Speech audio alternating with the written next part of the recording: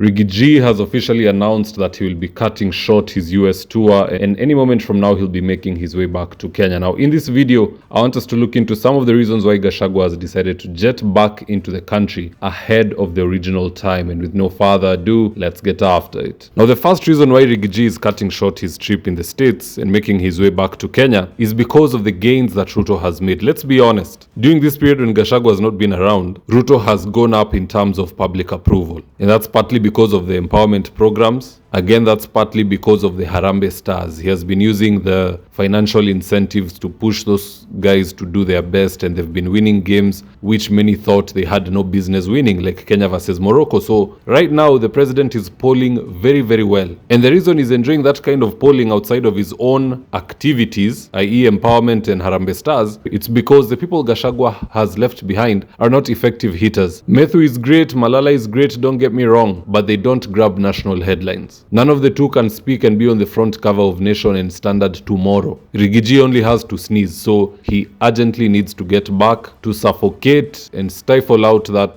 uptick that the president has seen in approval ratings. And then pia ujue, without Gachagua, Ruto will be having a field day. It's like Barcelona playing with AFC. Anawapiga hat-trick vile anataka. But Gachagua akiwa, that is now Barcelona versus Real Madrid. Tumerudi kwa El Clasico. Hat-trick inaweza ingia any moment with Cristiano in the field. But without him, saizi tunacheza na Higuain. It is not good news. Now the second reason why Gachagua is making his way back to Kenya is because the basket is full. Let's not lie to each other. He did not go to the States just for the sake of seeing people, kufanya mkutano ya watu wa mlima, mkutano ya Waluya, mkutano ya workers. No, that's not the main reason. The main reason was fundraising. Fundraising was the main reason these guys went to the States, and from the reports that I've received, they've made quite a large sum of money. Enough for them to come back and give Ruto hell for the next 2.5 years, paka kura ifike. So there's no reason to stay out there any longer. The captain of the team is now making his way back. Now the third reason why Riggy G is making this comeback is because of the upcoming by-elections. We have 6 constituencies which have by-elections. There is Banisa, which will be somewhere in northern Kenya, kule Garissa if I'm not wrong. We are having Kasipul, we are having Magarini, Malava, Mbeere North, and Ugunja. And on top of that, we are going to have the Baringo County senatorial seat up for the toss. And we might just see Gideon Moi making a comeback on that. So because of these by-elections, Gachagua has to come back.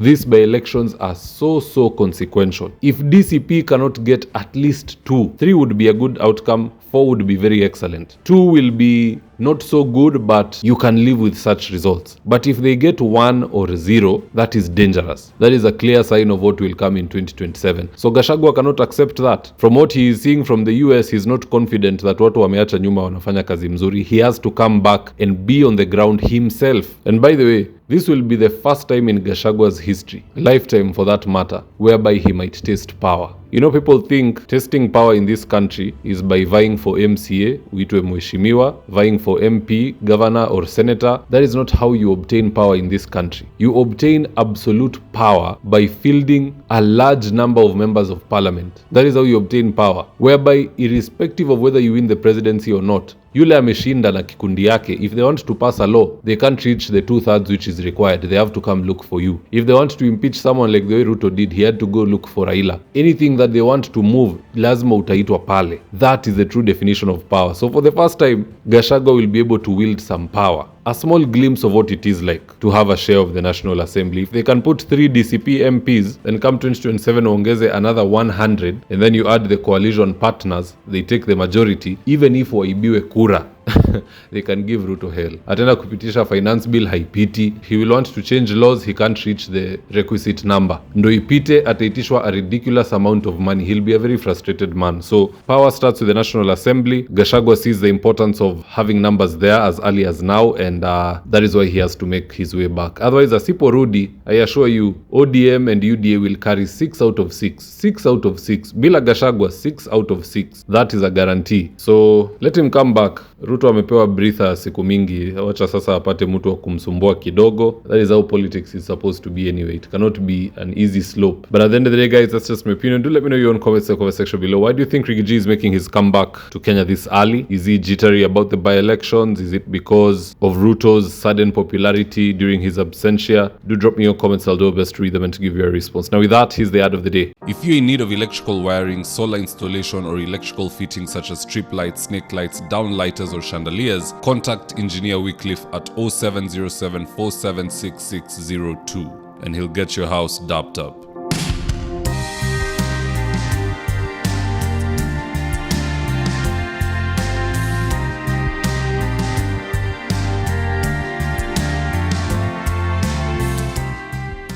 Now, if you're here for the first time, please go on and hit the subscribe button. And if you're watching for a different platform, just head on over to YouTube, search for David Wafula, hit the subscribe button. You're going to be getting a ton of content of this nature. If politics is something you're passionate about, this is definitely the one channel that you really need to subscribe to. All right, guys, adios.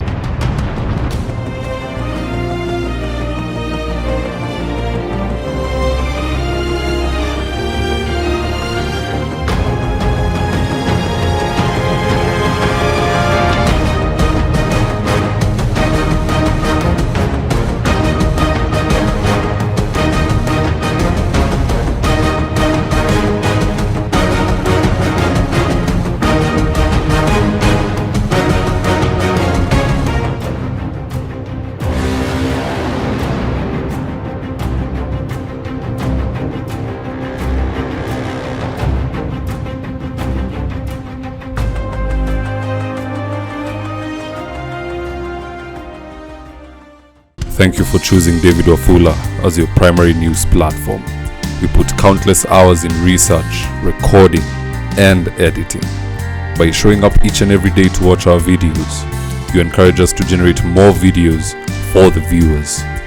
We are on a mission to inform, educate, and build a better tomorrow. To our thousands of followers in a world full of presidents, kings, and queens, you are the real gem.